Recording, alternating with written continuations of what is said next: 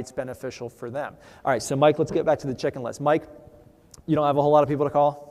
Just play along with me. Okay, Mike's a lame rep, doesn't have people to call. By the way, I know he's not a lame rep because he's sitting in the front row, and no lame reps in the front row.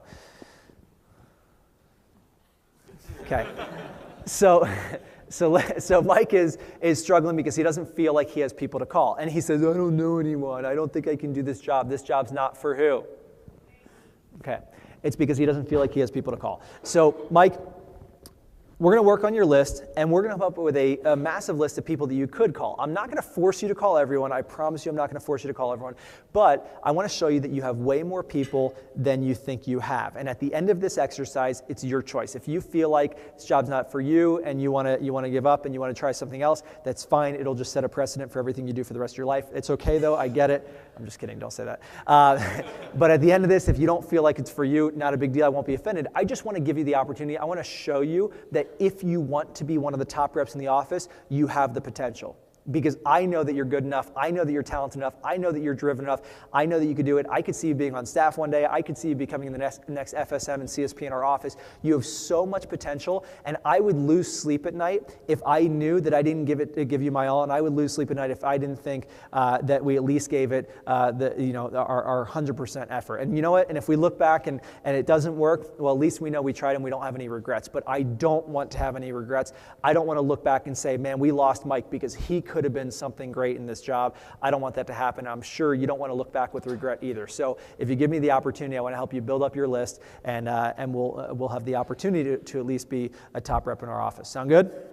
Okay, so again, I'm not going to force you to call everyone. I'm not going to pick up the phone for you and dial, but I'm just going to give you a big list, and then what we're going to do is we're going to start with some of the easy ones. So when I ask you some of these questions, I want you to be totally open, and I want you to pretend that you're not nervous at all to call anyone, that there's no fear. And by the way, some of these people you're going to call right away. Some of them you won't call for a month, 2 months, 3 months. Some of you will never call because they're way too scary, and that's fine, but I want them to be on your list anyway, so don't judge anyone as we go through this exercise. All right, so the first thing I want to do is I want to talk about some of your activities that you're involved with and some of the people that you already have. So tell me about your original list. So in trading, how many people did you write on your original list? 60 or 70. So how many demos have you done so far? Close to 40. Okay, so this is somebody who's clearly out of there, either passed their fast start or has done a couple demos. So 40. So out of those 30 people remaining, how many do you feel comfortable calling? Out of those 30? All of them? Okay. So write down original list, and you've got 30 people from your original list. I don't want you to call 30, so I want you to write down original list. I want you to write down 30. 30 is who you could call, but my suggestion, my requirement is going to be to have 15. So out of the 30 people remaining, I want you to make a really, really good effort to target 15 that you feel super comfortable calling. Is that fair? Okay, so I'm not going to make you call all of them, but 15. All right, so tell me about tell me about school. What high school did you go to? Okay, and how many graduating seniors were there? How many did you graduate with? 59. How many parents of those 59 have you shown so far? 2. Okay, so out of the 57 remaining, how many do you feel comfortable reaching out to out of the 57 remaining?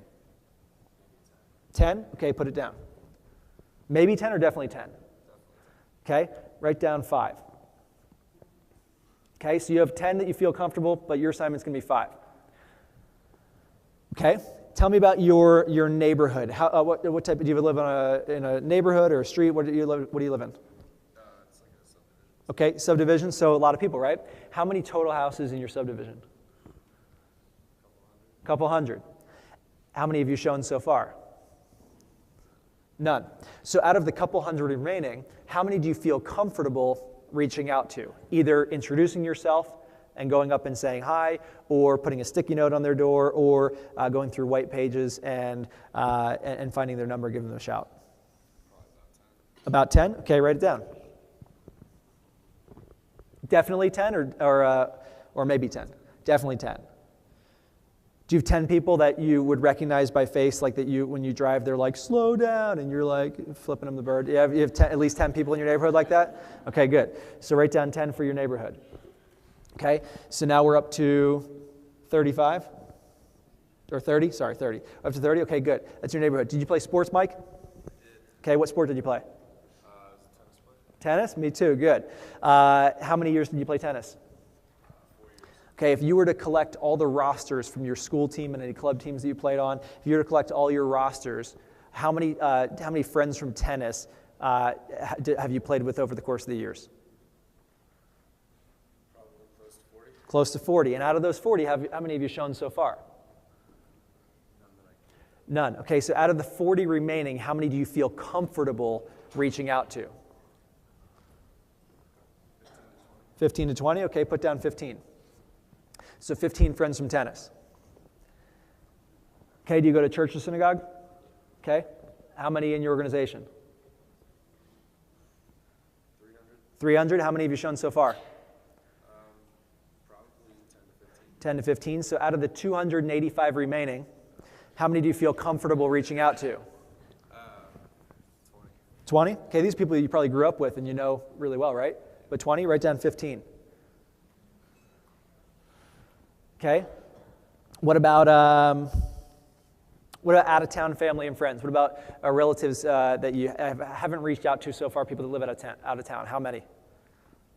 How many have you done so far? None. None? How many do you think you could reach out to? Probably about 8 different 8? Okay, put down 8. Actually, put down 5. So you always lower that number. That way you take some of the freak out,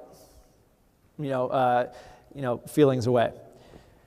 All right, so just from those 6 categories, we have the ones he's committed to is 20, 30, 45, 60, 65. So he's got 65 contacts that he's committed to getting the numbers for. So he had 40 on his list, right? And now he's got 65, so that gets him to what? Mission 100. So you do not stop until they get up to those names. So now what you have to do is create an action plan of how are you going to get those numbers. So what do we have directories for? Do we have a neighborhood directory? We do have the tennis rosters. And you've got to give an assignment and a deadline of when they have to get those by.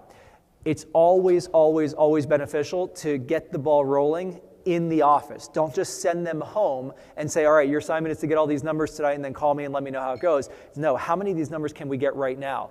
Well, I don't have any. I've got to go home and get them. No. Why don't you call mom and see if she can get you all these numbers over the phone? Because mom probably has half of those, the ones from the church or synagogue, the ones from the neighborhood, the family members. So he could probably get half of those numbers in the next 45 minutes or hour while he's at the office. Mom and dad are a great resource. So the chicken list is so powerful because you're giving them confidence that they have people to call. But again, you've got to create action right away by getting those numbers right away. Another valuable step would be to, here's the biggest one. How many Facebook friends do you have? 1,300. Out of the 1,300 Facebook friends, how many have you called so far? 20? Okay. Out of the 1,280 remaining, how many do you feel comfortable reaching out to? 70. Okay, put 50. So he's got now 115 targets, new contacts that he has to get the numbers for. So your job as an assistant manager is to help him through the process to get those phone numbers. Now, if he was nervous and his initial excuse was, I don't know anyone, do you think he's going to be comfortable making those phone calls on his own? So where should this happen? At the office. And now, do you have to walk them through and sit down with them the entire time they're doing it? No, but you could be doing PDI. You could be doing a PC with somebody else and having them sit right there next to you, cranking out these numbers and making sure it happens. So I would have them spend at least an hour at the office getting those phone numbers, and you do not let somebody leave until they've booked 3 demos.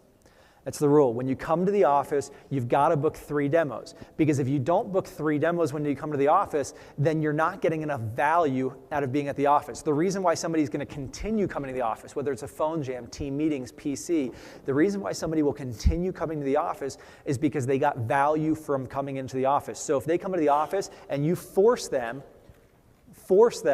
to get 3 demos lined up. That's called forced accountability. It's not like, get on the phone or I'm going to take a petite carver to your pinky. But if you force them to get 3 demos lined up and you have an inspired what's in it for them conversation, and you say to them, hey, I can't let you leave until you book 3 demos. Because if you leave and you have 3 demos booked up, you're going to realize that coming to the office helps your business, and you're going to want to, and you can be totally upfront and honest. Like, you are just very upfront. It's like, hey, you're not leaving until you get 3 demos, because if you book 3 demos, you're going to come back tomorrow because you're going to want to book 3 more. If you leave and you don't have any demos booked up, you're going to think that being at the office is a waste of time, and you're not going to want to be here anymore. So I'm going to be a tough coach. I'm going to make you get demos lined up. We just last week at a team meeting, one of our guys said, oh, I've got to go because I need to get home and blah, blah, blah, and some bogus excuse. And I said, okay, I'll let you leave, but you have to book at least 1 demo first, right? You could do a drop-down process from 3 to 2 to 1. But I said, I'm not letting you leave unless you get 1 demo booked up. He booked a demo, got on the board for the week, sold something, and he's still part of the team. And if he didn't book that demo, if he didn't make that sale, there's a chance that he wouldn't be here right now. So it's really, really important to make sure that you create action in the office. So that's the chicken list PC. So making sure that they get the numbers right away, making sure that they make